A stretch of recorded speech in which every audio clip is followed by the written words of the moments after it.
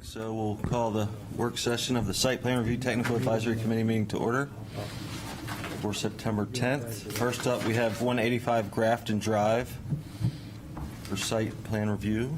Who's here? Come on up. Yep. To the table. And Good afternoon, everybody. Welcome to come up.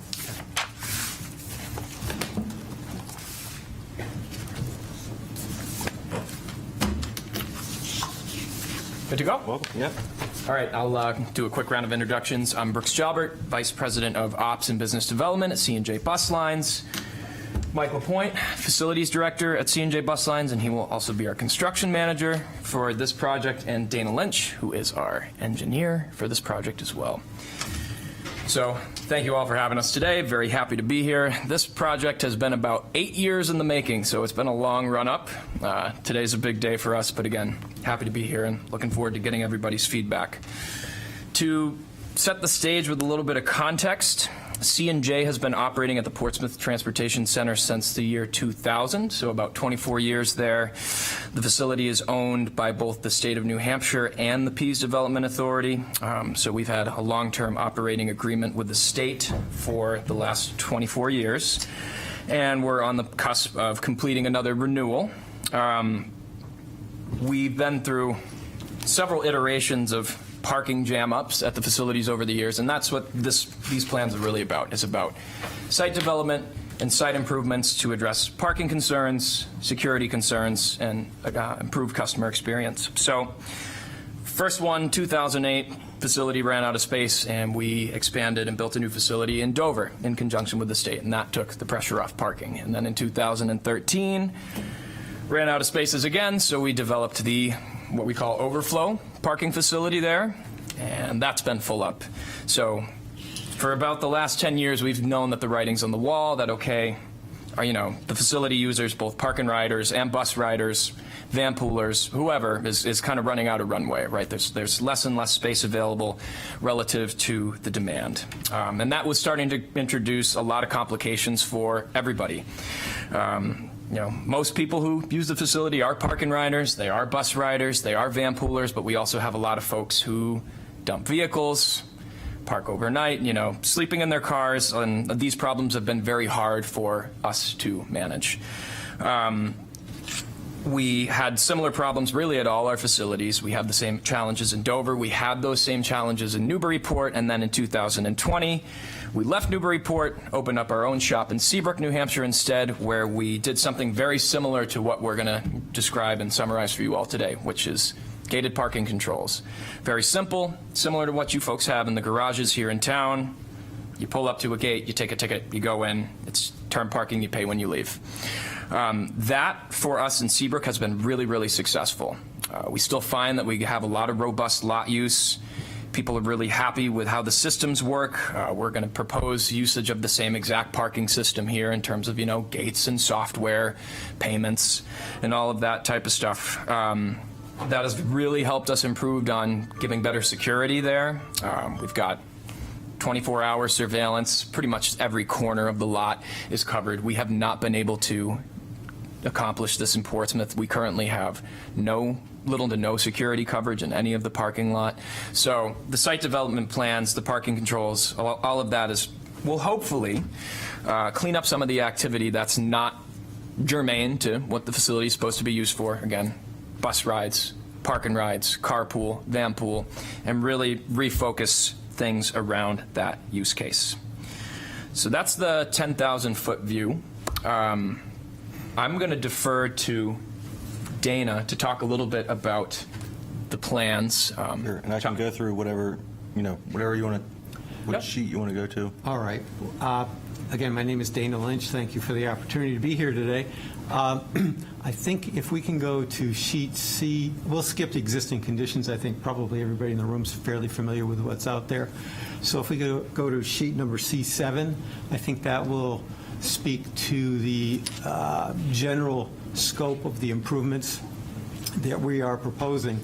As Brooke mentioned, this is essentially an effort to regulate the parking, to improve the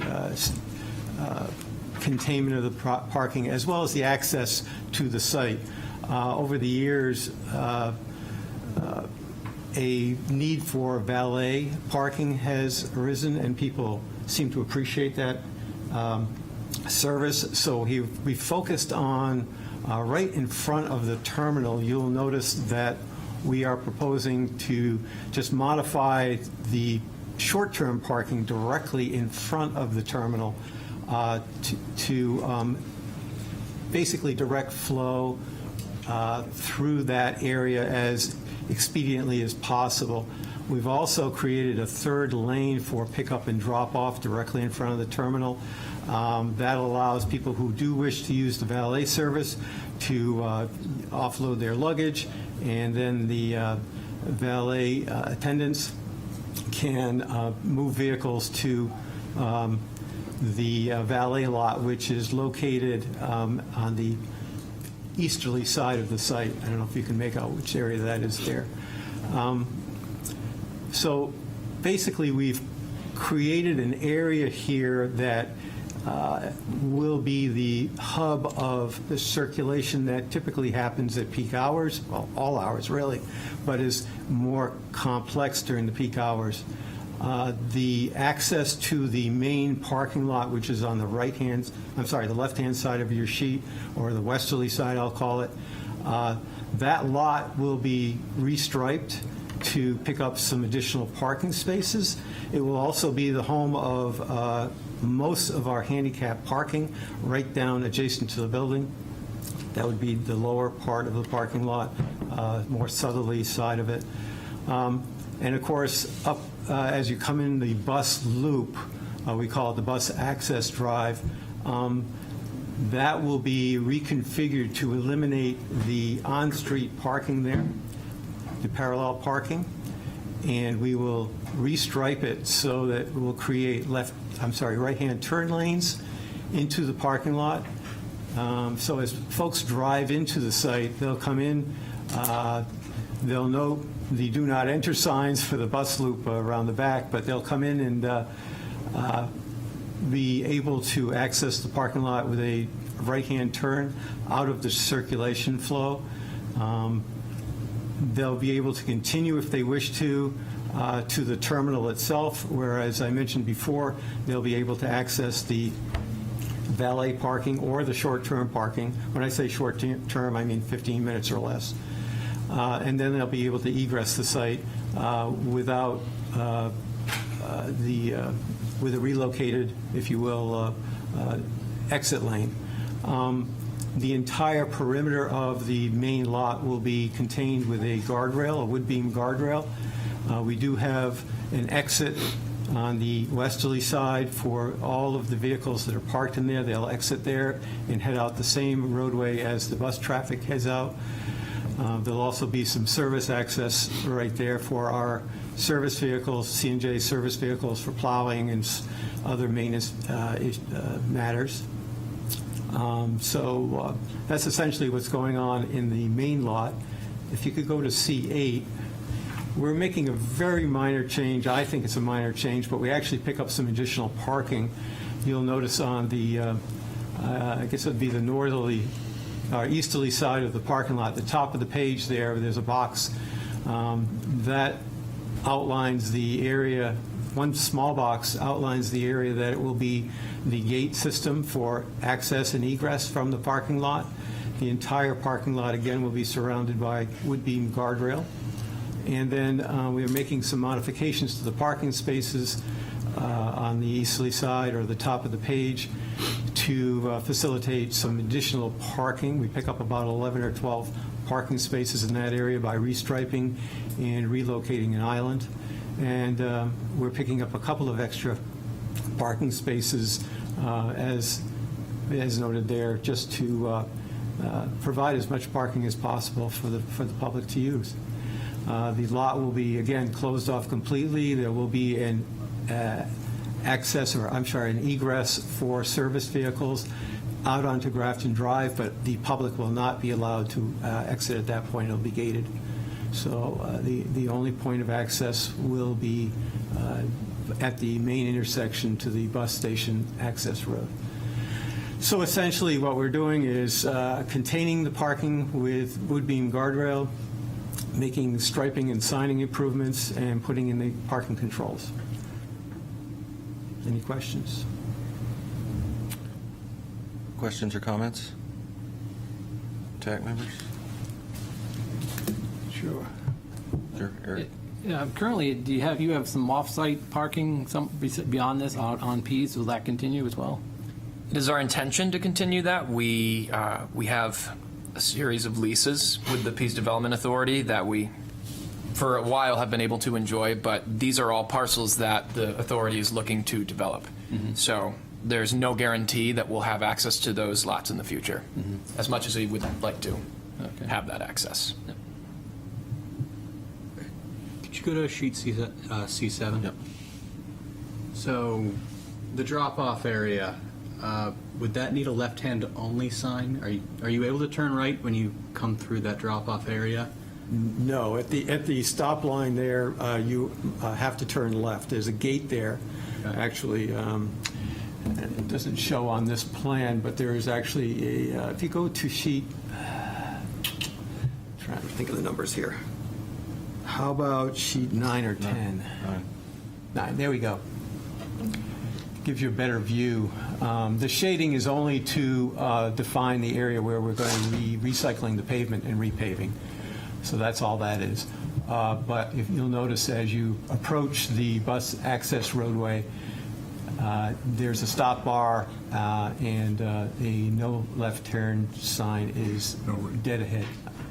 I'm sorry, no right turn sign. Okay. Okay, and it's gated. But only the buses will be able to go around to the docks, as we call them. Okay. Where is that sign called out? That would be probably on the sheet 14, C14.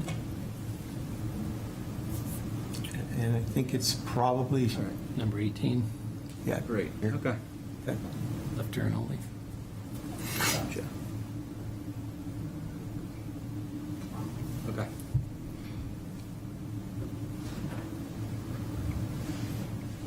Yeah, I see him. Thank you. Good, great. So I have several other comments, but Sure, go ahead, Eric. Great. on the access road coming in, where you have all the striping for the no parking, and before you begin your right turn lane in, I'm thinking it might be easier just to extend that right lane back all the way rather than having all that striping, I think people are going to try to park there if they think it's an area where it's not being used. If they see it as a right turn lane, I think it may be more or less willing to park in that area. I know you don't want people parking out on that road. You want them- Definitely not, no. Nope. It's good feedback. Yeah, I think it'd be less maintenance on the striping going forward, too. Sure. Okay. The onlys and the arrows, just comply with state guidelines on that. I think the arrow comes first, then the only, and there's certain spacing between them and how many you need based on the length of the lane. Let's see what else. Where it says buses only, those letters need to be 8 feet tall with 32 feet spacing between them. The crosswalk going through the, what is that, the temporary parking out front, I forget what you're calling that. 15-minute parking area? Yeah. there's Yeah. a Short-term crosswalk parking, that goes rather. through there, and it kind of has a couple of angle points in the crosswalk, but that needs to be straightened out, because you have to imagine people with low visibility who can't see things like that, they have to be able to just walk in a straight line. They won't know that there's an angle point there halfway, 2 angle points actually, in order to get that across that crosswalk. Is that a space reduction issue? So, Yeah. so one kind of caveat overarching this entire plan is an agreement that exists between the state of New Hampshire and Federal Highway. They formed what was called an early decision agreement, and there's a couple of big stipulations in that flow down to us as the facility operator, which is that post-implementation of any site development plans, the total number of parking spaces on the facilities cannot go down. So that's sort of the constraint that we have to work with. I completely agree Yeah. with what you're saying. Having said that, I would like to see how we make that incorporation, but that is something we do need to keep in mind, and we're right at that limit. We have 1,206 spaces today. There are 1,206 spaces in this plan, and that's where, All right. where it does have to Because you sit. do also have to comply with federal ADA guidelines, and they don't allow crosswalks to have. Oh, interesting. So there might be a contradiction there? Yeah. Okay. Okay. We'll look into that. Yep, Okay. thank you. So I know, and I realize you're trying to, keep the parking, and a lot of my comments go towards, it's just, and you have a tough geometry to deal with this parking lot. Yeah. To put it lightly. So, where you're coming in, your entrance gate there, the two gates, then you immediately have to, do a turn, rather than, you don't have the advantage of a nice straight-on aisle to come in and then make your decision point. You're actually getting rid of the aisle that used to exist at that location. Have you looked at turning all the parking rows 90 degrees so that you would have an aisle coming in from that entrance gate? We did not look into that. I remember when this site was developed in 2000, that was a big discussion point about how to orient the parking so that people aren't passing through rows of parking, coming from the far side, and rather than walking around to the logical location, cutting between the parking spaces all the way to the facility. So this kind of directs them towards the terminal. Yep. And that's why we kept that orientation. Yep, understood, yeah. I understand what you're saying, though. It's, when you're trying to square up an oval site, it's kind of Yeah, odd. you just have an immediate decision point, and you have two gates side by side coming in, so, the first guy wants to make, the right lane wants to make a left, and the left lane wants to make a right, and then they're in conflict with each other there. And you don't have the advantage of a throat to let them process and get in there. Likewise, with the exit gate, your second car in line is going to be blocking your aisle there, for internal circulation. Let's see. I noticed, I was looking at aerial photos of where people are parking now, which is everywhere, on the grass. Yeah. and- Grass, patch marks, you name it. So there's no way to allow that to happen. I think on the bus loop, you've got people parking on the grass, but obviously that would be outside of the gate, so you wouldn't be able to control it. You still have the parking along the bus exit loop. How do you access those parking spaces? That is going to be utilized. Go ahead, Mike. That's going to be employee parking. Oh, okay. Yep. The other things like the Jersey barrier where the bus gate is, you should probably put that on an angle just in case, some vehicle runs into it, you're not running into it straight on, head on. You can deflect off it. Okay. The stop for the in-street signs for the pedestrian crossings, where it says stop, I think the diagram on page 14 shows a stop here for pedestrian state law sign, but actually the state law is yield to pedestrians, so you want to make sure that that's the correct sign there. And those signs have to go in the street, they're not allowed to be placed on the sidewalks on the sides, so it's something else that just to be in the way. And they also have to have the diagonal arrow pointing down. You have to have the yellow diamond sign with a pedestrian symbol on it. Mm-hmm. So you can't put the in-street signs without those. That's a new change to the federal requirements. Okay. That's most of my comments there is on that. It's not ideal how you're squeezing the spaces in, but I understand what you're trying to do.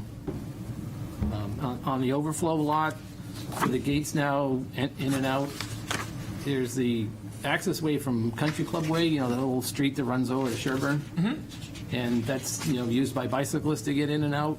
And it looks like they would be coming in right at the gate. I don't know what your plan is to accommodate that, or to shut off that road, or to, it'd be great to provide some better bicycle accommodations here to reduce the amount of cars you have coming. Make it easier for people to come on their bike to get to the bus. I don't think that. Yeah, let me I try don't to- think try that to their turn the path detail. intersects directly with the traffic flow on that egress. I believe there's sidewalk Yeah. or lane. If you look on sheet C11, it gives a clearer picture of how that works. But we are employing some Jersey barrier there just to keep vehicles honest, but it does not block the access to that pathway. Leaves that sidewalk open. Leave that sidewalk open, right? Yeah, I'm just thinking when the bikes come out, if they're coming on a bike from Sherburne Road and they're coming out there and they want to get out to Grafton, they would be coming out the entrance aisle, or would you want them coming into the parking lot and then come out the exit gate? They probably should follow the sidewalk out and do as they do now. No, yeah, they just don't have gates to deal with or queuing No, traffic. they don't have to deal with the gate. Yeah. Not now, but. Well, the gate isn't Yeah. going to cover the sidewalk. No, but you don't want them on the sidewalk, you want them out into the driveway as soon as possible, which, they're coming out of that path now and right into the driveway where you're going to have a curbed island and one-way traffic. Yeah. We'll say that more often than not, present day, we do have vehicles that end up parking there. You know, if somebody's meeting somebody and they don't know where in the lot they're meeting, that's typically the spot they choose. So there's, for better or worse, usually a vehicle blocking that anyway. Is there any chance to, maybe not have the bike route come out there, but over where the utility lines are, that come over near the bus loop and connect to the sidewalk that's in there? You have an existing sidewalk along the access road. That could be widened out to make that more of a multi-use bike path to connect the two lots together. A better bike route, possibly. I'm not sure that I understand. Yeah, you have a, I'm looking at sheet C12. Next one. So right now, there's the utility line that comes in here.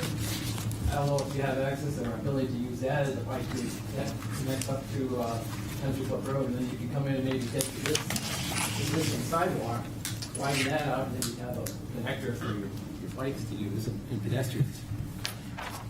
Because that keeps them out of that driveway entrance to the overflow lot. So it's something to look at. It's certainly a chance to improve the bicycle and pedestrian accommodations for this area.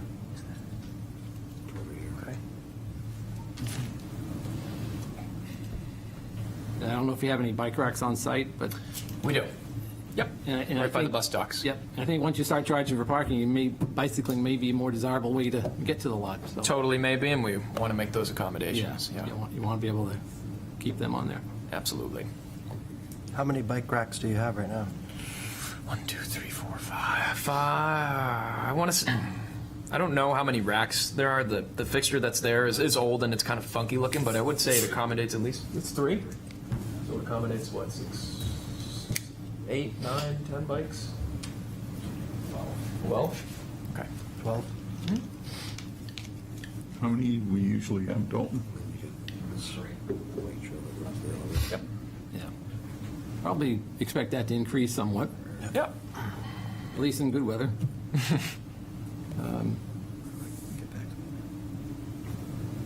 Yeah, it's just, the other concern is, at the overflow lot, you've got two lanes coming in and out at the same time.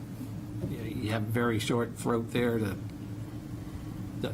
merge the traffic together. You can have a lot of competing movements happening at the driveways, but it makes more sense, though, to come out there. The other way would be come out at the other driveway, but then you're coming out mid-block on Grafton Drive with a lot of traffic. That's Exactly. not desirable. Exactly.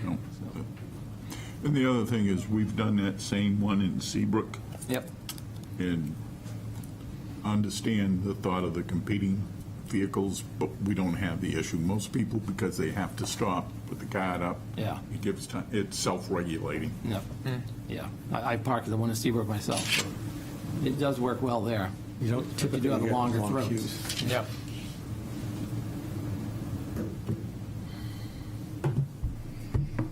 And your driveway, I see where you're going in the overflow lot. Yeah, you do have the aisle width up there, because you're changing from parallel parking to, head-in parking? Yes, it's a one-way, 20-foot aisle. Okay. As long as you have room to back out Yeah. without hitting that. We were afforded that opportunity because the original layout had a very wide aisle between the main strip of parking spaces and this more rounded area. I think there's a 28 or 29-foot aisle in there, so we had some room to work this out.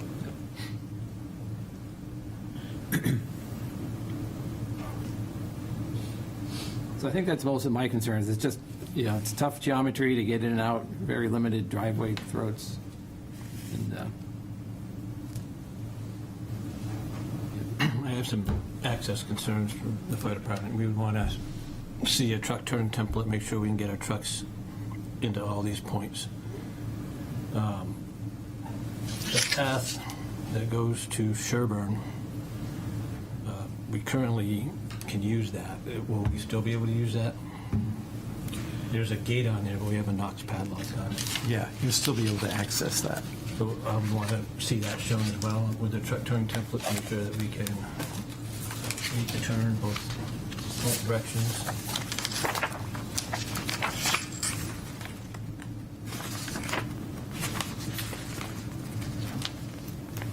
And in general, just that we can get around these parking lots. Find it here. Into them, out of them, and around them, into all areas.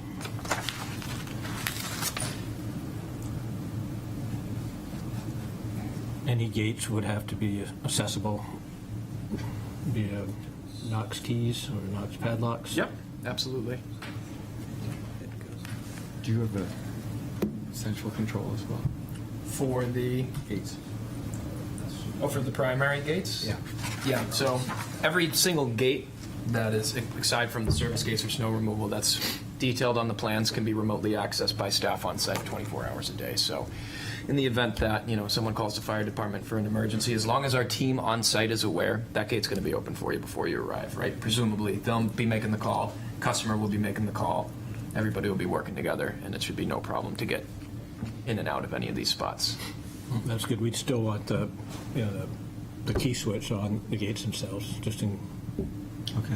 to ensure that. Yeah, and the control access gates, like 24-foot ones, we'll put a Knox lock on Those are the non-electric gates, just swing gates? it. Yeah. Just swing gates. Yeah, Knox Then padlock you'll on always those, and have then Knox access. switches on anything that, And that's going to be available for all the lots, and basically that's so we can get our snow equipment in and out.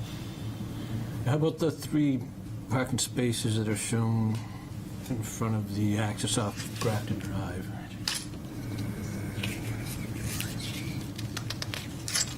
Right here. Is that, render that somewhat unusable, at least for us? 9 months out of the year, probably will be, those will be blocked off in the wintertime for snow access. Yeah, the thought was to utilize the available space as we could, but at the same time, in the winter, maintenance equipment needs to get in and out of there, so they'd be coned off. But That's a To answer your large question- lot for just one access way over on one side for us.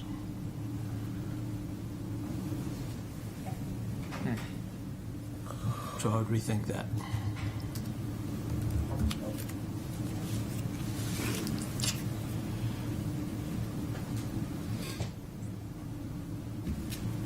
Do you have any charging stations? We do not.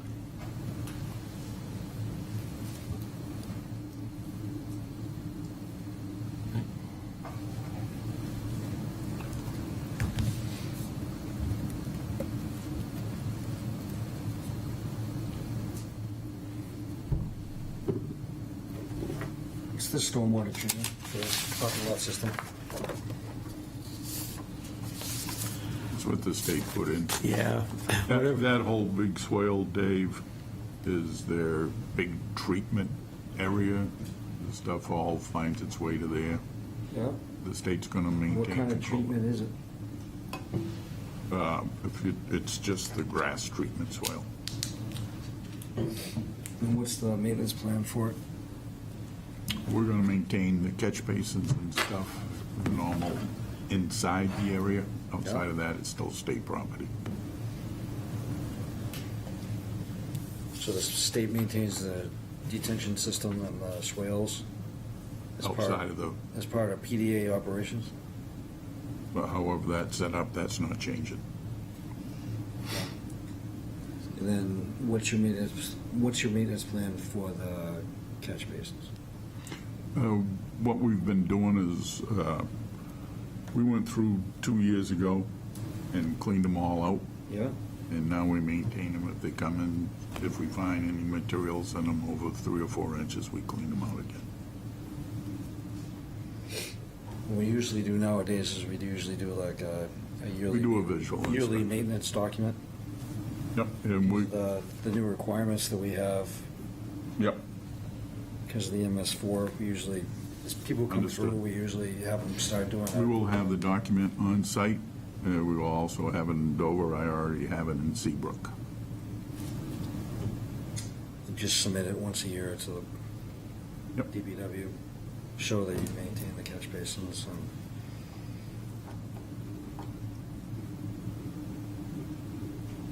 that would be good. There's a reason why you went with wood guardrail instead of the steel guardrail? Actually, it was it looks a lot better. So it's And it's for not. optics. Yeah. It's basically for optics, plus this guardrail is just a fence, which, I know, but right, it doesn't last very long anymore, like the old days. Used to last forever, and now it doesn't really last. well, metal just doesn't look as appealing to a lot of people. We thought this would fit better. But that was the reason, but I was just checking. No chain link and barbed wire. Not quite. Days of wood guardrail are pretty much over.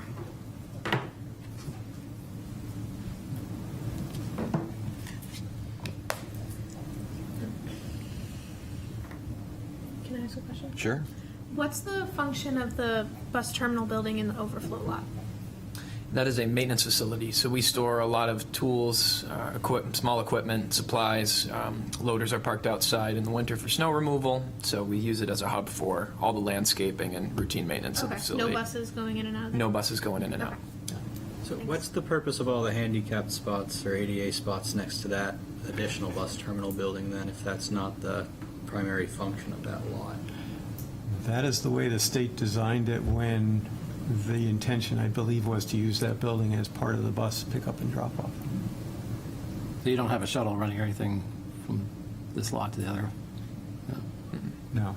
I wonder, would it help you at all to put all your handicap in the lot where the buses are?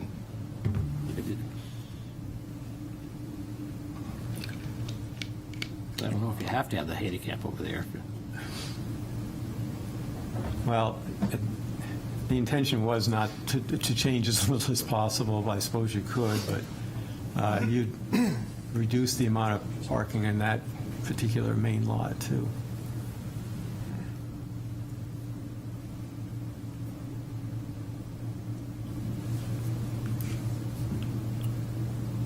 There's 18 spaces in that overflow lot, I think. Wonder if they get used at all, or if you could meet your requirements by putting them in the main lot, you might be able to gain a few spaces somehow. We'll look into that.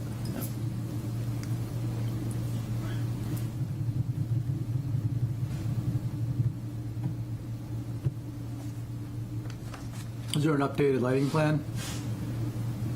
No changes to the lighting.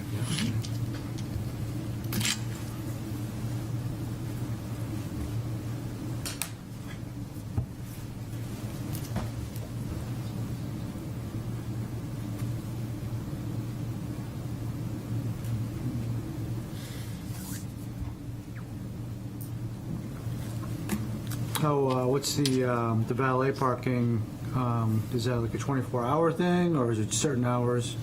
Right now, it's 22, but it's effectively 24. The only time where valet isn't on site is the time where there's no departures and the last arrival is accounted for with all vehicles staged on the curb. Yep. Our agents do key turnovers, so it's always staffed and supervised, but Okay, yep. thanks.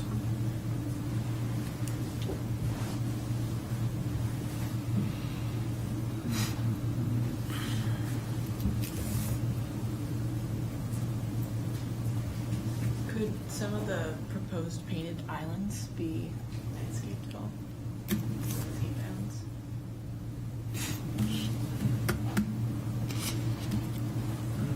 We'd have to look at how that would impact drainage. We have to create raised islands, and I'm not sure if it would affect drainage patterns. But And we were looking at the P's site plan standards earlier, and it looked like there are some standards for landscaped islands after every 15 or 20 parking spots in a row, something like yeah, that. that would eliminate probably a large amount of parking. 10% of the spaces, That I would think we go calculated. contrary to the objective of maintaining the parking. That's for other people. Right. Just something to consider. Striped stuff is now.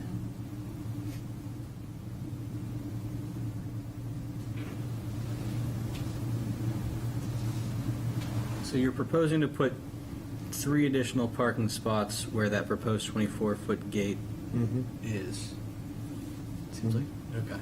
Did we discuss that already? Yep. Okay. Yeah. What's that? Okay.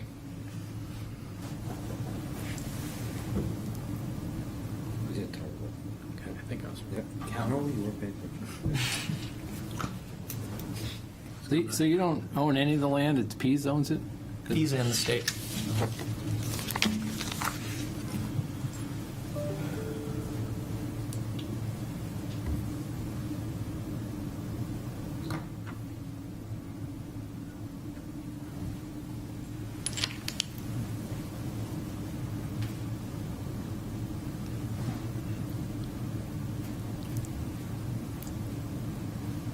So even the park and ride is going to be paid parking?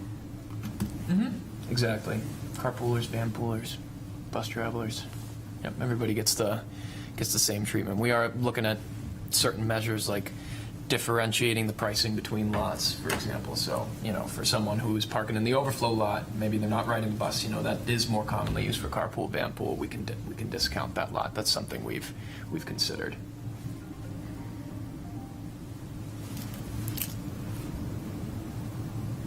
How much of the lot is going to get torn up or redone? Are you going to use the striping that's there? Are you going to restripe everything? Are you going to take the asphalt out? What's the whole, site plan description of how you're going to, what kind of work needs to get done physically? Yep. It's basically, most of the existing striping is going to stay as it is. Okay. The entrance road is going to change to reflect the plan that we're showing you. There'll be a few lot changes of striping, but I think it's maybe 60 spaces, the configuration changes. Okay. And so only where there's sort of structural changes in the flow and design will you make Yep. pavement changes and striping changes? Okay.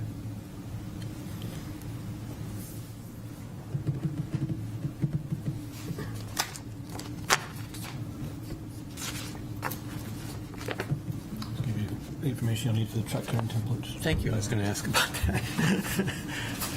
Perfect. We're ahead of the game.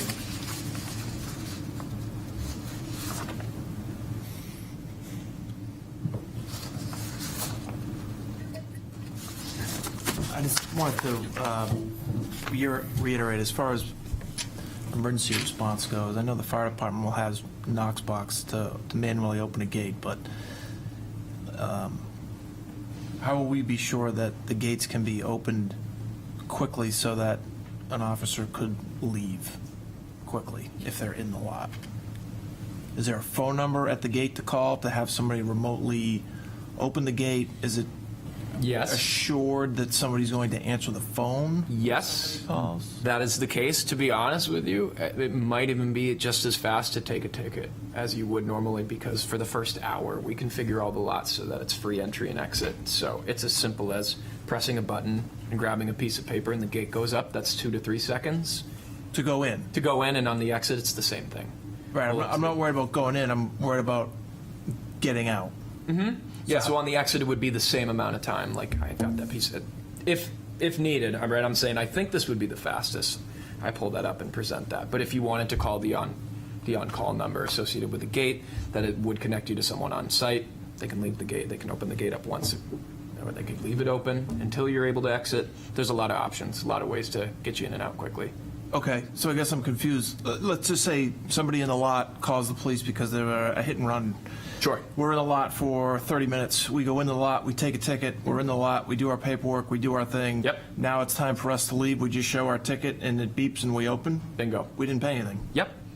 Hour grace period. Did I just reveal a big secret? Not at all. Publicized, yes, you can come back there for an hour if you're dropping somebody off, Yeah. even in the parking area, the first hour is free. Okay. Yeah, we were finding that, for example, someone's going to the airport, they parked, they actually missed their bus, and then, we charge them $2.50 or whatever for the Okay. $4 for the parking, they would be upset. So we just introduced an hour grace period to keep it easy. And So an hour and 1 minute goes by. We'll just wrap up in an hour. there we go. Hour and 1 minute. If we're there for more than an hour, they'll be there with us probably. Almost definitely. The cameras will show that there's somebody there. That, yeah, Okay. that as well. All right, thank you.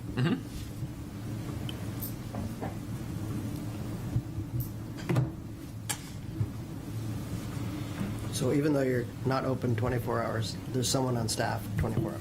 Sorry, the facility is open 24 hours a day. We don't have valet parking running all of those 24 hours, but the doors are always open. We haven't shut the building in years.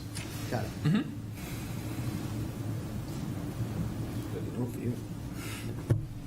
Yeah. The other thing, yeah, just with the crosswalks and whatever, everything just needs to meet ADA requirements, you know, Definitely, tactile pads, things like that. definitely. We're Yeah. very attentive to that, so we'll make sure that all works as it needs to.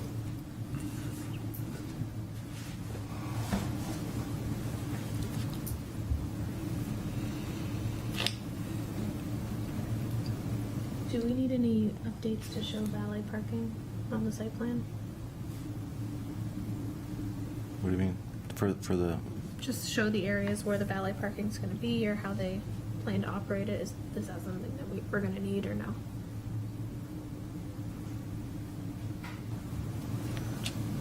is it just the lot by the terminal that's valet? Or both?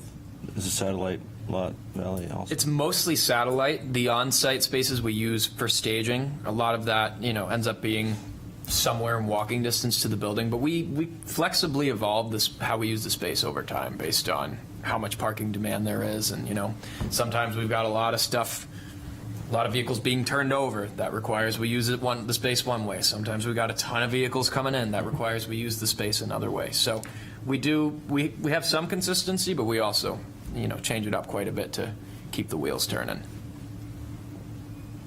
Essentially, it's that area. Yeah. Essentially, it's that 40, how many spaces? 60 spaces. Yeah, we try and strike a good balance between available space for self-parking, but also, doing what we need to do to keep the valet program moving efficiently.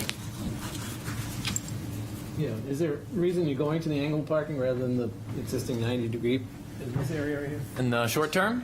Yeah, to pick up the 3 lanes for pickup and drop-off. Oh, okay, so you squeeze in the middle aisle there? Yep. That's why that island gets reconstructed, that dark island gets reconstructed.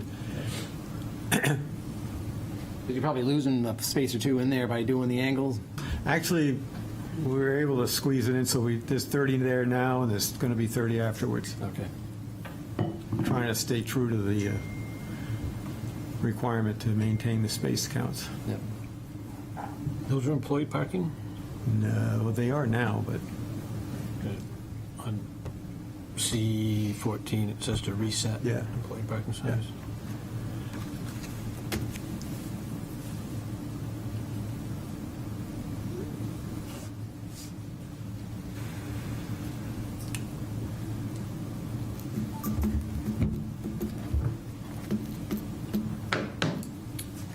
Any other comments? Do you have any other questions for TAC? I don't think so. Do we? I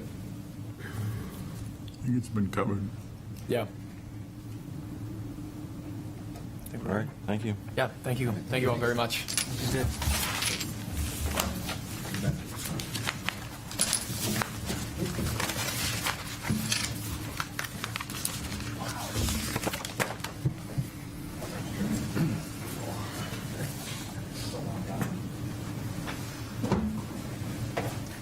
All right, next up, we have 1900 Lafayette You can tell, Jim. for amended site plan I don't review. know what your secret is, but you look great. You gotta get Toe to do what she did. I tried. He loves General Tso's chicken too much. Thanks again, all. Appreciate it. Thanks. Take care.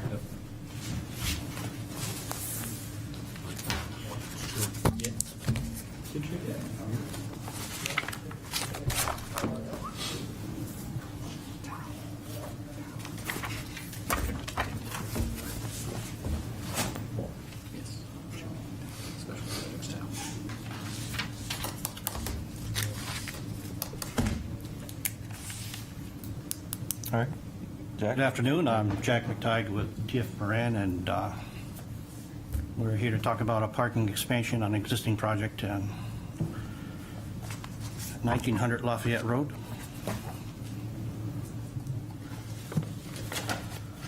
My imagination, we've already seen this once, like a long time ago, like 4 or 5 years ago. I don't believe so. You might have, like, they sent a concept around like earlier this year. That's the first time I knew about it. Okay. Seems like I already looked at this a time ago. Sheet 3 probably shows it more than, sheet 3 and sheet 4. Bless you. Thank you. So, but basically what we're proposing is adding 22 spaces along the side of the building, the front building there. It'll actually total up to the maximum number of parking spaces allowed. We thought we were going to need a CUP, but we double-checked our numbers. We don't need a CUP, so. So you, in your letter, you talk about the landscape island going at the front, but then there's plans like C3, which shows landscaped islands in the parking lot. What's Yes. what's real? My understanding is that you need 325 square feet for each 10 islands, so I don't know where, I'm looking for that regulation before I came up here. Yeah. It is, I just couldn't find the right regulation. So those islands don't equal 325 square feet. So we're asking for a waiver for it and allow, if you go to sheet, you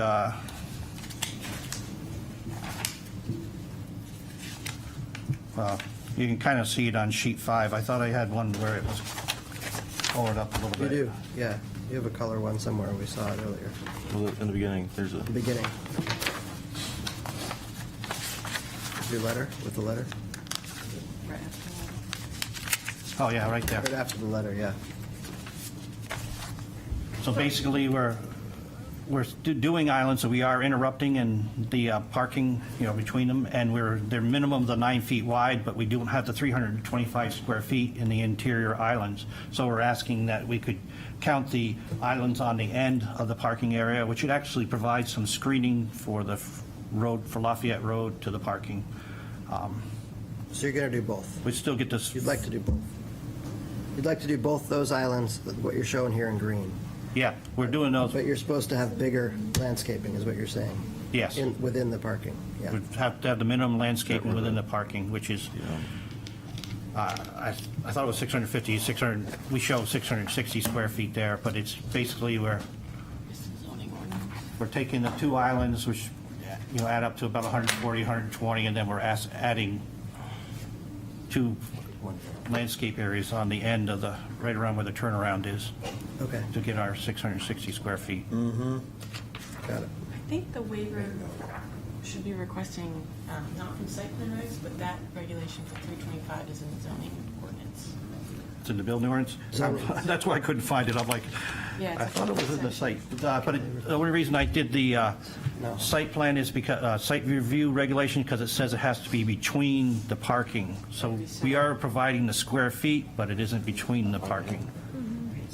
Is there, Oh, that's gateway. could you remove those 2 on the bottom and just increase the 2 that are in the middle of the? Well, then we'd be pushing that turnaround into the setback.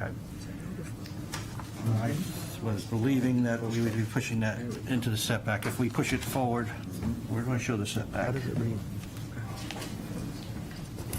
It's in the gateway section, which is this. 5A is actually a character district. Oh, well, you can kind of see it on sheet C3. 5B is gateway. It's not, we're outside the setback anyway. So we could, if you'd rather us widen those islands and push out the turnaround so it's beyond the building, we could do it that way.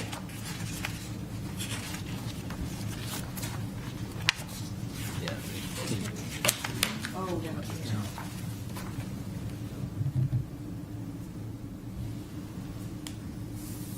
Another thing to consider with this parking lot is it's a dead-end aisle. And you want to be able to have a place to turn around at the end, not just that little hammerhead there, but You need like an extra space that's never used that you can use to pull in and out again. You won't be able to tell when you're coming into this parking lot whether or not every space is full until you get to the end there, and then it's too late. You'll have to back all the way up. The zoning requires it. So you need a place to be able to turn around at the end of the parking lot. Only in the character. They're all full. Only in the character district. So I don't think it's required. I think you're going to be good the way you've got it, because that's a character district standard, not a gateway standard. The 325 square. 325 square feet. So if you provide these two aisles here and the landscaping in the front for the screening, you'll more than cover it. Okay. We're sure that's not in the site plan, though. Site plan just has the No, 9 site feet plan ranks, wide. talks, says you have to have the islands, but doesn't Every say 10, The size, Every okay. 10. size, or just says 9 feet minimum, I believe, in the basically site a plan. parking space every 10, and that's what happened up the street, too, right? Up the street. So Jack, with the addition of the extra Or parking, is there a Yeah. requirement that we need another handicap spot because the number went up? You only need 6, and you already have Every 10 would be a 8, space. so we There was no meet the size. ADA spaces, so we didn't need to put a handicap space in that area. It's a medical facility, so we've already kind of put it. Good, thank you.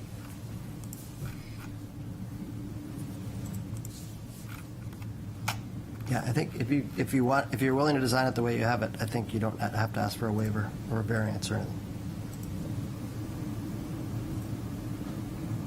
I did have a question on the parking calculations, though. So, in the plan, you're showing 22 spaces, is that correct? Additional spaces. Additional spaces, yeah.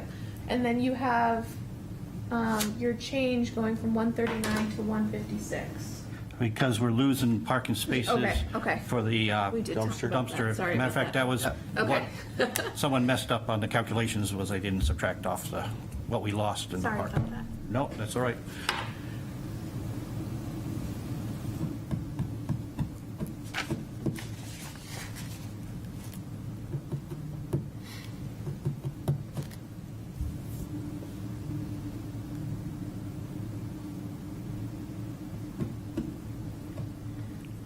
And currently, they're renting 10 spaces, so they're in need of more spaces, and they came up with a number 159, but this is, we got 156 for them. So, Are the rented spaces on site just for a different unit? easement. Or are they off site? I'm trying to remember who they're renting from. Watch a second.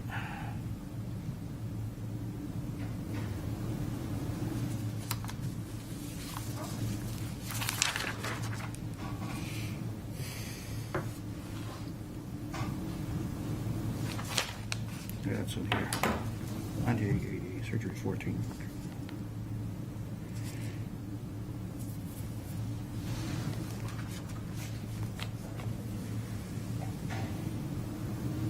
Currently renting, they just say 10 spots next door, but it's not on site, but I'm not sure Okay. which one they're using but next door. And do you know if those 10 spaces were included in the calculation? No, they were not. Okay, perfect.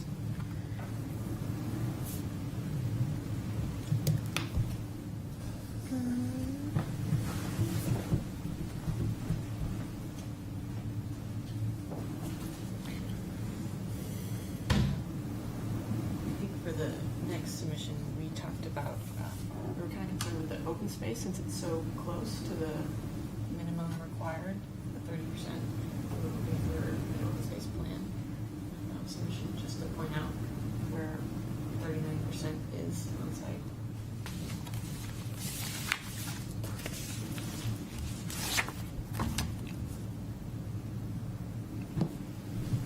And for the final submission, if you could include a site plan that includes the whole boundary, or parcel boundary, so it's showing the entire site.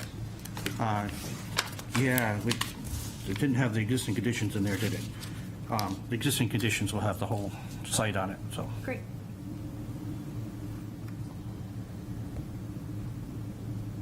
Do you want one with the proposed showing on the, well, we could do that with the open space. We could show the full open space on that one, show the current and the proposed parking, and Perfect. Yeah, that'd be good.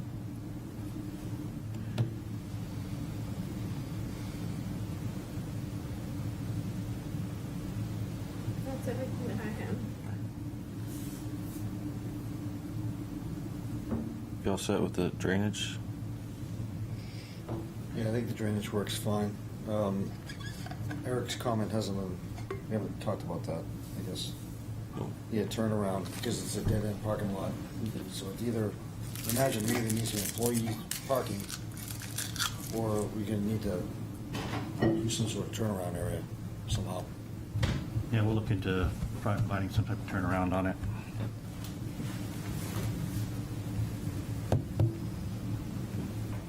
Yeah, it could be just take one of the spaces and make it, stripe it for no parking, so that it's an area to turn around in. How if we extended, well, that kind of takes that landscape parking, that landscape area, but I mean, if we, that 8.5 area, I have to think how it would work. If you came down there, could you still turn around? I think you're probably right, you'd have to do something. Yeah. Yeah, we could do striping or something like that.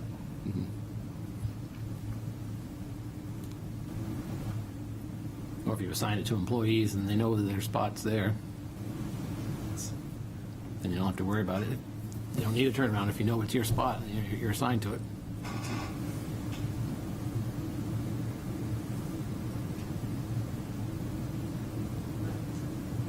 Employee of the month. Employee of the month gets their own Well, spot. the whole lot would need to be assigned so that you know you have a spot. really when you good pull in. Yeah, you have to know there's a spot open when you drive, if you don't have a turnaround. No, yeah.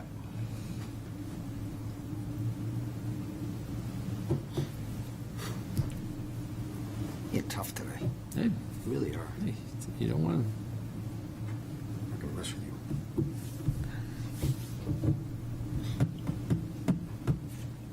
Oh, and did someone say they need a whole site plan? Yes. Okay. Way to go.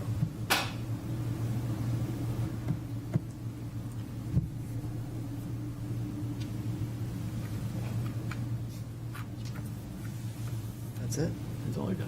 Yep. Okay. I like it when it goes like that. Thanks. Okay. Thanks. All right, that was the last item, so we'll adjourn.